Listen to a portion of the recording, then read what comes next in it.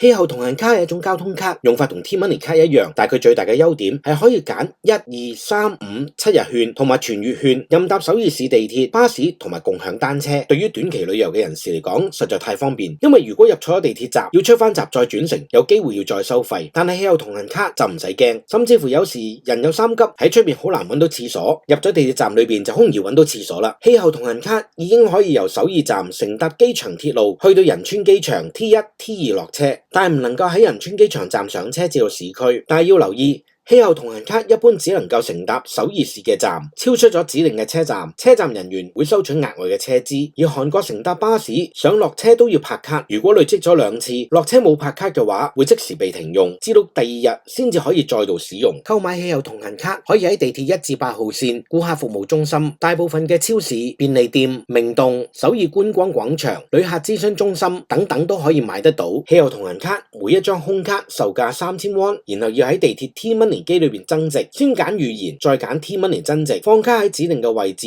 選擇自己所要嘅日數同埋開始嘅日期，入錢攞翻張卡喺指定嘅日子裏邊就可以無限次嘅使用。首爾地鐵單程大約係1500ウォン，所以如果每日只能夠搭到2次或者3次就已經可以回本，3次以上就叫做賺咗。使用方法好簡單，就好似八達通一樣，喺讀卡器上高拍一拍就可以通過。